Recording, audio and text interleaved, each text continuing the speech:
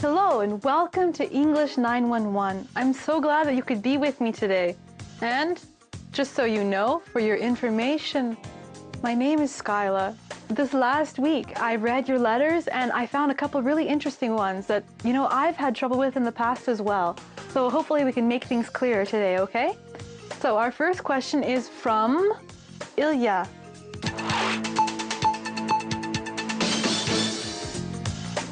Now, his question is interesting because it has two very similar words. We have incisive and decisive, okay? Incisive and decisive. How are they different, right? Because here's our problem. We look at it and we say incisive and decisive, in and d, right? So we think incisive should be in of whatever decisive is, and decisive should be out or something, or against whatever decisive is. However, here's our thing. Our root of our words are actually like incise, right? We have an E on the end. It means to cut, okay? So this word means cutting into. So for example, if someone makes an incisive remark, it means that they cut into the problem. Like they just said something like, wow, it just opened up everything and I see it better now. It cut into it and it opened it up, okay? So it was like a sharp, an acute, that's a good word, acute comment, okay? For this we have our adverb incisively and noun incisiveness, just so you know, okay? So here we have to cut. And it's usually used in the non-literal sense, okay? So usually we talk about cutting into conversations or different things, not literally like, oh, he incised the loaf of bread. We usually, with that, we would say he sliced or cut. So, non-literal, but to cut. Now, decisive comes from our word. You have any guesses? I'm sure someone was right. Our word is decide, okay? So, something that is decisive means that it's conclusive. It's putting an end to debate. It's like, say, we've been talking and we've just been arguing something. Several people have made incisive comments, like just, oh, really made us think. But then someone said something decisive. It means it was the end all. It was the. Let's go like that. It was the answer. It decided everything. So to decide, something that is decisive, it can be prompt, it can be positive. It's just, it put an end to it, okay? And for this, we have our adverb decisively and our noun decisiveness. Okay, so to cut and to decide, incisive and decisive.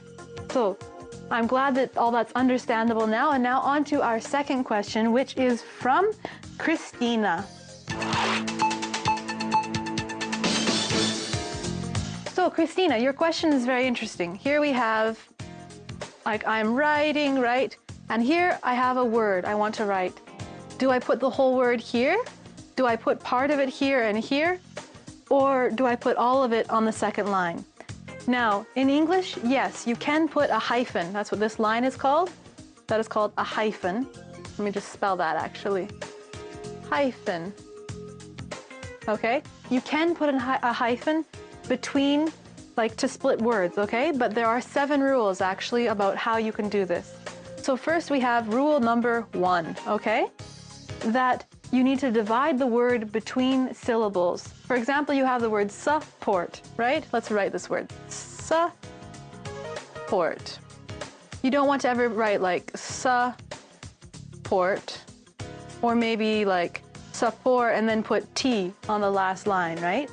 You always want to divide between the syllables, which here is SUP-P, okay? Support. That's how you want to do. Divide between the syllables all the time, okay? Now, rule number 2. Here we have rule number 2 is that the hyphen goes at the end of the first line. So let's hear how, let's use support again. Here's our word. Sup. Now, where do we put the hyphen? That's right, at the end of the first line. So we put it here, and then we continue. Port, over here. So you never want to put the hyphen at the beginning of the second line, okay? Now, our third rule is that prefixes and suffixes make natural divisions. For example, you have a word prefix. Pre is a prefix, right? So you have pre, and then that's not a dot, that's a hyphen. And then you put fix over here. Or you have international, right? Where's my pen? Here. I-N dash international. Okay, over here. So now on to, that was our third question rule, right? Prefixes and suffixes make natural divisions. Now on to our fourth rule, is that there should be at least 2 letters plus the hyphen over here. So we need 2 letters here and the hyphen. And over here we need 3 letters.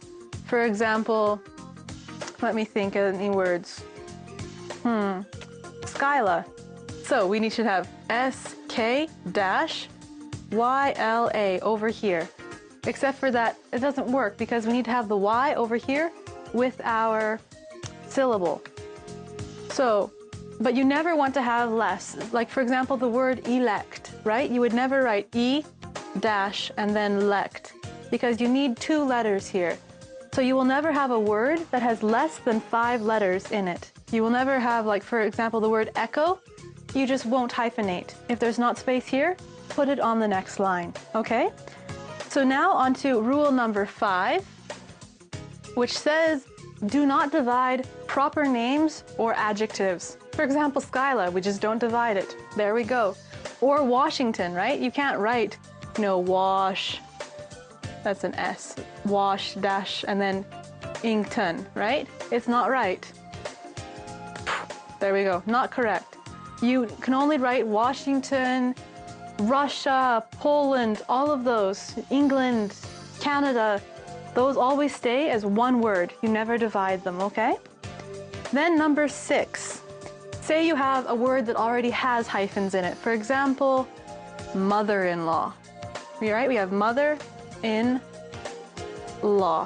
So here what you do is you use where you already have hyphens. You want to go mother hyphen. You can also assume a job or a position. To presume actually means almost the same thing, but do you see here, pre?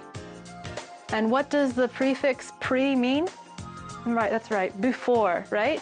So presume has basically the same idea, but it has the idea that you thought about it beforehand, right? You did something presume. It also can mean like, you did something without prior knowledge, like you assumed without all of the evidence. You thought you made a decision without all of the evidence. You can presume. Or if you behave arrogantly or overconfidently, it's also because you're doing something beforehand. Like kind of like you do it before you think. You presume. It's like you do something or you think something before you think. And it can also mean that you think before you do it. Very difficult, right? Very difficult, but it has the idea of either thinking beforehand or not thinking beforehand. And usually you have to get that from the sentence. A lot of English words you have to understand from context. You can never just say, this word means this. You need to have it in a sentence. For example, he presumed he would go to the war. He thought about it before that he would go to the war, right? Or if I can say, I presumed I would do this, but I guess I'm not, right? It also means I thought I would do this before, but now I'm not.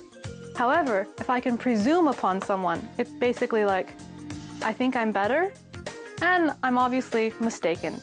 So, to presume has the idea of before, thinking before. But always remember, look in context. See a word in a sentence, because then you will know what it actually means, okay? So, I'm looking forward to seeing you next time, and I hope that all of your decisions this next week are very decisive and possibly incisive. And I'm waiting to see you here next time at English 911. Goodbye for now.